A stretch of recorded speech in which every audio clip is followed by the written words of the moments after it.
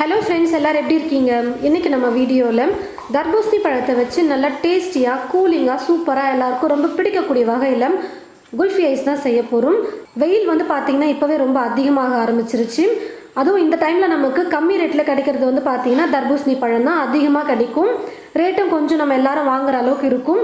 அந்த தர்பூசணி பழத்தை வச்சு தான் இப்போ நம்ம குல்ஃபி ஐஸ் செய்ய போகிறோம். வாங்க குல்ஃபி ஐஸ் எப்படி செய்கிறதுன்னு பார்க்கலாம். தர்பூசணி பழம் நான் கட் பண்ணி எடுத்து வச்சுருக்கேன். அதாவது கொஞ்சம் கூட விதைகளே இல்லாத மாதிரி நல்லா கட் பண்ணி எடுத்து வச்சுருக்கேன். நான் 3 கிலோ பழம் வாங்கியிருந்தேன். அந்த 3 கிலோ பழத்தில் ஒரு 1/4 பாகம் பகுதி தான் நான் இப்போது கட் பண்ணி எடுத்து வச்சுருக்கேன். ஒரு மிக்ஸி ஜார் எடுத்துக்கிட்டு அந்த மிக்ஸி ஜாரில் கட் பண்ணி எடுத்து வச்சுருக்கிற இந்த தர்பூசணி பழத்தை சேர்த்துடலாம். விதை இல்லாமல் நம்ம சேர்க்கும் பொழுது மிக்சியில் நம்ம அரைச்செடுக்க முடியும். ஏன்னா நம்ம நார்மலாக யூஸ் பண்ணுற மிக்ஸி தான் யூஸ் பண்ணுறோம். அதனால் விதையை சேர்த்து நம்ம போட்டுட்டோம்னா கசப்பாயிடும், கொஞ்சம் சாப்பிட முடியாது. விதையை எல்லாத்தையும் எடுத்துட்டு வெறும் பழத்தை மட்டும் சேர்த்துக்கலாம். இப்போ இது கூடவே ஃப்ளேவருக்காக ஒரு 3 புதினா இலைகள் சேர்த்துக்கிறேன். இப்போ இது கூடவே எலுமிச்சம்பழ சாறு சேர்த்துக்கலாம். ஒரு 2 ஸ்பூன் அளவுக்கு எலுமிச்சம்பழ சாறு சேர்த்துக்கிட்டா போதும். சர்க்கரை சேர்த்துக்கிறேன். நீங்கள் வெள்ளை சர்க்கரைக்கு பதிலாக நாட்டு சர்க்கரை கூட வேணா சேர்த்துக்கலாம். கொஞ்சம் ஸ்வீட்டாக இருந்தால் நல்லாயிருக்கும் அப்படின்றதுனால நான் சர்க்கரை சேர்த்துக்கிறேன். ஒரு 3லேருந்து 4 ஸ்பூன் அளவுக்கு சர்க்கரை சேர்த்துக்கிறேன். இப்போ இது எல்லாத்தையும் சேர்த்து அரைச்சி எடுத்துக்கலாம். இப்போ அரைச்சி எடுத்தாச்சு ஜூஸ் இப்போ ஒரு வடிகட்டி யூஸ் பண்ணி நான் ஒரு பாத்திரத்தில் வடிகட்டிடுறேன். 1-2 விதைகள் இருந்துச்சுன்னா கூட வந்துடும். அதுக்கப்புறம் நம்ம புதினா வேறு சேர்த்துருந்தோம் பார்த்தீங்களா, அந்த புதினா அரைப்பட்டிருக்கும், அதுவும் நமக்கு வடிகட்டிலே நின்றுடும். புதினாவோட ஃப்ளேவர் பிடிக்குங்கிறவங்க நீங்கள் அப்படியே சேர்த்துக்கலாம், வடிகட்டாமலே. புதினாவோட சாப்பிட பிடிக்கும்னு நினச்சிங்கன்னா நீங்கள் வடிகட்டாமலே சேர்த்துக்கலாம். எல்லாத்தையும் வடிகட்டியாச்சு. இப்போ பார்த்தீங்கன்னா இந்த மாதிரி குல்ஃபி ஐஸ்க்கு மோல்டெல்லாம் விற்கிறாங்க. நீங்கள் கடையில் போய் கேட்டிங்கனாலே கிடைக்கும் உங்களுக்கு மோல்டு. அதாவது இப்போது பாத்திரம் விற்கிற கடையில் அதுக்கப்புறம் சூப்பர் மார்க்கெட்லலாம் விற்கிறாங்க மோல்டு. நீங்கள் குல்ஃபி ஐஸ்க்கு மோல்டு நிறைய விதத்தில் இருக்குது, வாங்கிக்கலாம் நீங்கள். அதுக்கப்புறம் குல்ஃபி ஐஸ்க்கு பார்த்தீங்கன்னா இந்த மாதிரி நமக்கு ஐஸ் குச்சி வேணும். பாப்சிக்கல் ஸ்டிக் இதுவும் கடையிலே விற்கிறாங்க, நம்ம வாங்கிக்கலாம். இப்போ இந்த குல்ஃபி ஐஸ் மோல்டு எடுத்துக்கிட்டு இந்த மோல்டில் நம்ம ரெடி பண்ணி வச்சுருக்கிற ஜூஸை சேர்த்துடலாம். அலுமினியம் ஃபாயில் பேப்பர் எடுத்து வச்சுருக்கேன். இதை பார்த்தீங்கன்னா இந்த மாதிரி சின்ன சின்னதாக கட் பண்ணிவிட்டு இதில் ஃபுல்லாக நம்ம கவர் பண்ணிடலாம். உங்களுக்கு இந்த ஸ்டிக் இல்லைன்னா பரவாயில்ல, மோல்டு பார்த்தீங்கன்னா ஸ்டிக்கோடு இருக்கிற மாதிரி விற்கிறாங்க. ஸ்டீலில் பிளாஸ்டிக்லலாம் இப்போ அதே மாதிரி மோல்டோட மேலே மூடி ஸ்டிக்கோடு இருக்கிற மாதிரி விற்கிறாங்க. நீங்கள் அந்த மாதிரி கூட பார்த்து வாங்கிக்கோங்க. நான் வாங்கின மோல்டில் அந்த மாதிரி ஸ்டிக்லாம் எதுவும் இல்லை, அதனால் நான் பாப்சிக்கல் ஸ்டிக் யூஸ் பண்ணிக்கிறேன். நல்லா இந்த மாதிரி அலுமினியம் ஃபாயில் பேப்பர் போட்டு இந்த மாதிரி நல்லா டைட்டாக அப்படி கவர் பண்ணிவிடுங்க.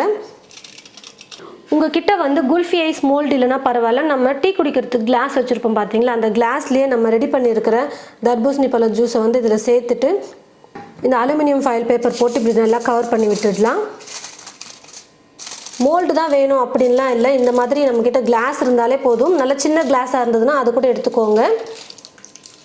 இப்போ என்ன பண்ணணும்னு பார்த்தீங்கன்னா, நம்ம ரெடி பண்ணி வச்சுருக்கிற இந்த குல்ஃபியில் இந்த பாப்சிக்கல் ஸ்டிக்கை குத்தி விட்டுடலாம். இப்படி நல்லா இந்த அலுமினியம் ஃபாயில் பேப்பர் இப்படி பிடிச்சிக்கிட்டு அழுத்தி விட்டோம்னா இந்த மாதிரி ஓப்பன் ஆகிடும். இப்படி நிற்க வச்சுடுங்க. பாருங்கள் ஃப்ரெண்ட்ஸ், எல்லாம் ரெடி பண்ணியாச்சு. இப்போ ஃப்ரிட்ஜில் வச்சுட்டு ஒரு 6லேருந்து 7 மணி நேரத்துக்கு நம்ம ஃப்ரிட்ஜில் வச்சுட்டு நல்லா கூல் பண்ணி எடுக்கணும். ஃப்ரீசரில் வச்சு எடுத்தோம்னா தான் நல்லா கெட்டியாகிட்டு வரும். குல்ஃபி ஐஸ் சாப்பிட்றதுக்கு நல்லாயிருக்கும். இப்போ நான் இது எல்லாத்தையும் ஃப்ரிட்ஜில் வச்சுட்டு நல்லா ஒரு 6லேருந்து 7 மணி நேரத்துக்கு ஃப்ரீஸ் பண்ணி எடுத்துக்கிறேன். பாருங்கள் ஃப்ரெண்ட்ஸ், நான் ஃப்ரிட்ஜில் நல்லா ஒரு 6-7 மணி நேரத்துக்கு ஃப்ரீசரில் வச்சு எடுத்துக்கிட்டேன். இப்போ குல்ஃபி ரெடியாக இருக்கும். இப்போ நம்ம இந்த கவர்லாம் பிச்சு எடுத்துடலாம். ஃப்ரிட்ஜிலேருந்து எடுத்துகிட்டு 1 நிமிஷம் அப்படியே வச்சுடுங்க. ஏன்னு பார்த்தீங்கன்னா நல்லா கிளாஸில் ஒட்டி இருக்கும், அந்த மோல்டுலலாம் எடுக்க முடியாது. பாருங்கள், 1 நிமிஷம் விட்டதுக்கு அப்புறமா இந்த மாதிரி கொஞ்சம் லூஸ் ஆகும், அப்போ ஈஸியாக எடுக்கலாம். அப்படி இல்லைன்னா இந்த மாதிரி ஒரு கிண்ணத்தில் தண்ணி எடுத்துக்கிட்டு அந்த தண்ணியில் இந்த மோல்டு இப்படி வச்சிட்டிங்கன்னா நல்லா ஈஸியாக எடுக்க முடியும். இப்படி சும்மா அப்படி திருப்பி திருப்பி கொடுத்தோம்னா அழகாக ஈஸியாக வந்துடும். பாருங்கள், ரொம்ப ஈஸியாக வந்துருச்சு. இதே போல் எல்லா மோல்டையும் நம்ம தண்ணியில் வச்சுட்டு ஒரு செகண்ட், சும்மா ஒரு 30 செகண்ட் வச்சு எடுத்தோம்னா போதும். பாருங்கள், கொஞ்சம் லூஸ் ஆகும், அப்போ எடுத்துடலாம். ரொம்ப சூப்பராக நம்ம குல்ஃபி ஐஸ் ரெடி பண்ணிட்டோம். பாருங்கள், இதே போல் மீதி இருக்கிற எல்லா மோல்டையும் நான் எடுத்துடுறேன். நல்லா டேஸ்டியாக சூப்பராக இந்த மாதிரி குல்ஃபி ஐஸ் தர்பூசணி பழத்தில் செஞ்சு பாருங்கள். ரொம்ப ஈஸி. நம்ம எக்ஸ்ட்ரா வந்து எந்த பொருளும் நம்ம ஆட் பண்ணல. தர்பூசணி இருந்தாலே போதும். டக்குன்னு வீட்டில் இருக்கிற ஒரு சின்ன சின்ன பொருளை வச்சு நம்ம செஞ்சிட்டோம். ரொம்ப சூப்பராக இருக்கும் தர்பூசணி பழ குல்ஃபி ஐஸ் வந்து. ஒரு சிலர் வந்து பழம் சாப்பிட மாட்டாங்க, அப்புறம் ஜூஸ் சாப்பிட மாட்டாங்க. உடனே இன்னும் ஒரு சில குழந்தைங்கள்லாம் வந்து பார்த்தீங்கன்னா இப்போ சம்மர் டைம் வரும்போது ஐஸ்கிரீம் கேட்டுகிட்டே இருப்பாங்க. அந்த மாதிரி சமயத்தில் நம்ம வீட்லேயே நல்லா ஹெல்த்தியாக ஃப்ரெஷ்ஷாக இந்த மாதிரி நம்ம குல்ஃபி ஐஸ் செஞ்சு கொடுத்தோம்னா ரொம்பவே விரும்பி சாப்பிடுவாங்க. இப்போ வரப்போகிறது சம்மர் வேறு, அதனால் அப்பப்போ நம்ம இந்த மாதிரி நீர் சத்து நிறைய எடுத்துக்கணும். அதாவது தர்பூசணி பழமெல்லாம் வந்து ரேட் கம்மி. வெயில் காலத்தில் தான் வந்து இந்த தர்பூசணி பழமே அதிகமாக இருக்கும். அப்போது நமக்கு கிடைக்கிற பழம் ரொம்ப கம்மி ரேட்டில் கிடைக்கிற பழங்களை யூஸ் பண்ணி நம்ம ஐஸ்கிரீம் செய்கிறதோ இல்லை ஜூஸ் செஞ்சு குடிக்கிறதோ இல்லை அப்படியே பழமாக நம்ம சாப்பிட்றதோ எடுத்துக்கிட்டோம்னா உடம்புக்கு ரொம்ப நல்லது. நீங்களும் இது போல் உங்களுடைய வீட்டில் வாட்டர் மெலனை வச்சு ஐஸ் வந்து செஞ்சு பாருங்கள். ரொம்ப டேஸ்டியாக சூப்பராக இருக்கும். செஞ்சு பார்த்துட்டு எப்படி இருக்குன்னு மறக்காமல் கமெண்ட் பாக்ஸில் வந்து கமெண்ட் பண்ணுங்கள். இந்த வீடியோவை மற்றவங்களுக்கும் ஷேர் பண்ணுங்கள். இது போல் நிறைய ரெசிபீஸ் பார்க்க தமிழ் ஃபுட் மசாலா சேனலை மறக்காமல் சப்ஸ்கிரைப் பண்ணிக்கோங்க. கூடவே பக்கத்தில் இருக்கிற பெல் ஐக்கானை கிளிக் பண்ண மறந்துடாதீங்க. தேங்க்யூ.